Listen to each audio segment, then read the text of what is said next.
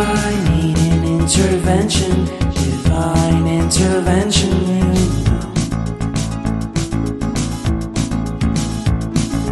Only in my crucial moments do they pay attention carefully.